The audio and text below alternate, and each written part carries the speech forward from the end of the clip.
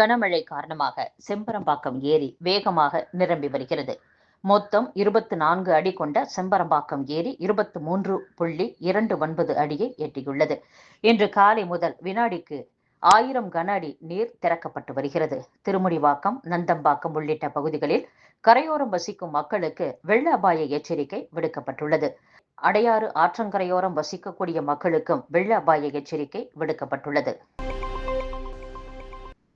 தாமிரபரணி ஆற்றில் வினாடிக்கு 41,000 கன அடி தண்ணீர் வெளியேற்றப்படுவதால் கரையோர மக்களுக்கு வெள்ள அபாய எச்சரிக்கை விடுக்கப்பட்டுள்ளது. கனமழை காரணமாக 8 மாவட்டங்களில் பள்ளிகள் மற்றும் கல்லூரிகளுக்கும் 16 மாவட்டங்களில் பள்ளிகளுக்கு மட்டும் இன்று விடுமுறை அறிவிக்கப்பட்டுள்ளது. தமிழகத்தின் பல பகுதிகளிலும் கனமழை பெய்து வருகிறது. இதன் காரணமாக பல மாவட்டங்களிலும் உள்ள பள்ளிகளுக்கு விடுமுறை அறிவித்து அந்தந்த மாவட்ட ஆட்சியர்கள் உத்தரவிட்டுள்ளனர். வி.கே. சசிகலாவுக்கு எதிரான அந்நிய செலாவணி மோசடி வழக்கு விசாரணையை விரைந்து முடிக்க எழும்பூர் நீதிமன்றத்திற்கு சென்னை உயர்நீதிமன்றம் உத்தரவிட்டுள்ளது. ஜே.ஜே.டிவிக்கு வெளிநாட்டில் இருந்து உபகரணங்கள் வாங்கியதில் மோசடி செய்ததாக அந்நிய செலாவணி ஒழுங்குமுறை சட்டத்தின் கீழ் வழக்கு பதிவு செய்யப்பட்டது. அமலாக்கத்துறை தொடர்ந்த இந்த வழக்கில் முதலாவதாக ஜே.ஜே.டிவி நிறுவனம், இரண்டாவதாக டிவி நிர்வாக இயக்குனர் பாஸ்கரன், மூன்றாவதாக டிவி நிறுவன தலைவர் மற்றும் இயக்குனர் சசிகலா என குறிப்பிடப்பட்டிருந்தனர். பாகிஸ்தான் சிறையில் உள்ள 7 தமிழக மீனவர்களை மீட்க நடவடிக்கை எடுக்கப்பட்டு வருவதாக மத்திய வெளியுறவுத்துறை அமைச்சர் ஜெய்சங்கர் தெரிவித்துள்ளார். பாகிஸ்தான் கடற்படையினரால் கைது செய்யப்பட்ட 14 மீனவர்களையும் அவர்களின் 2 படகுகளையும் விடுவிக்க அந்நாட்டு அரசின் கவனத்திற்கு கொண்டு சென்றுள்ளோம். மீனவர்களுக்கு தூதரக அனுமதி கேட்கப்பட்டுள்ள நிலையில் இதுவரை பாகிஸ்தான் அதிகாரிகள் அதை வழங்கவில்லை. இஸ்லாமாபாத்தில் உள்ள இந்திய தூதரகம் வாயிலாக மீனவர்களுக்கு தூதரக அனுமதி பெறுவதற்கான அனைத்து முயற்சிகளும் தொடர்ந்து எடுக்கப்பட்டு வருகின்றன. மீனவர்கள் இந்தியாவுக்கு திருப்பி அனுப்பப்படும் வரை அவர்களது பாதுகாப்பு மற்றும் உடல்நலனை உறுதி செய்ய வேண்டும் எனவும் பாகிஸ்தானிடம் கோரிக்கை வைக்கப்பட்டுள்ளது. இந்திய தூதரகம் தொடர்ந்து கண்காணித்து மீனவர்களை விடுவிப்பதற்கும் தாயகம் அழைத்து வருவதற்கும் தேவையான அனைத்து முயற்சிகளையும் மேற்கொள்ளும் என்றும் மத்திய அமைச்சர் ஜெய்சங்கர் குறிப்பிட்டுள்ளார். நெல்லை மாவட்டம் மாஞ்சோலை தேயிலை தோட்ட தொழிலாளர்களை அங்கிருந்து காலி செய்த பிறகு பெரிய அளவில் சுற்றுலா திட்டம் உள்ளதா என்ற கேள்விக்கு என் வாயை கிளறாதீர்கள் என்று அமைச்சர் கே.என். நேரு பதிலளித்துள்ளார்.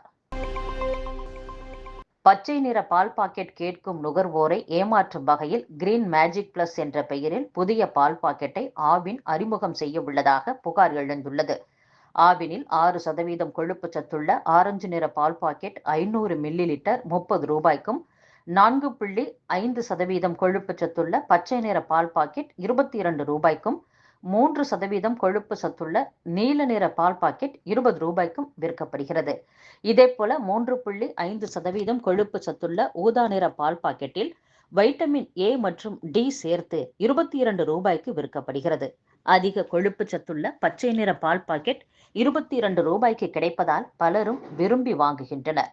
திமுக தேர்தல் வாக்குறுதிப்படி பச்சை நிற பால் பாக்கெட்டுகள் குறைத்து விற்கப்படுவதால் ஆவினுக்கு லிட்டருக்கு 12 ரூபாய் வரை நஷ்டம் ஏற்படுகிறது. அதன் உற்பத்தியை நிறுத்த 2 முறை முயற்சி மேற்கொள்ளப்பட்டது.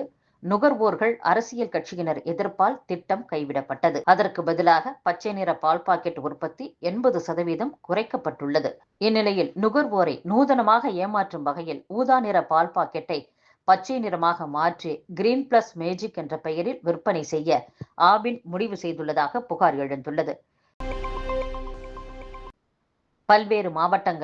தமிழகத்தின் பல்வேறு மாவட்டங்களில் கனமழை பெய்து வருகிறது. அணைகள், நீர்நிலைகள் நிரம்பி வரும் நிலையில் அதிகாலையில் சாத்தனூர் அணையை திறந்து மக்களை தவிக்க விட்டது போலன்றி முன்னெச்சரிக்கை உணர்வுடன் திமுக அரசு செயல்பட வேண்டும் என்று எதிர்க்கட்சித் தலைவர் எடப்பாடி பழனிசாமி வலியுறுத்திய நிலையில் தமிழகத்தில் கனமழையை ஒட்டி முதலமைச்சரின் உத்தரவின்படி மிக சிறப்பான முன்னேற்பாடுகளை அரசு செய்து வருவதாக சட்டத்துறை அமைச்சர் ரகுபதி பதிலளித்துள்ளார்.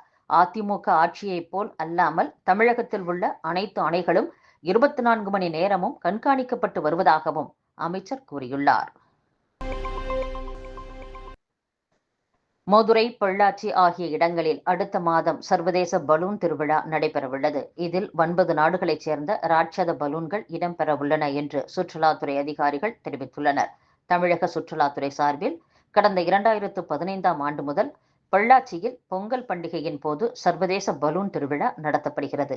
கேரளா, ஆந்திரா, கர்நாடகா மாநிலங்களைச் சேர்ந்த சுற்றுலா பயணியர் மட்டுமின்றி பல்வேறு நாடுகளைச் சேர்ந்தவர்களும் வருவர்.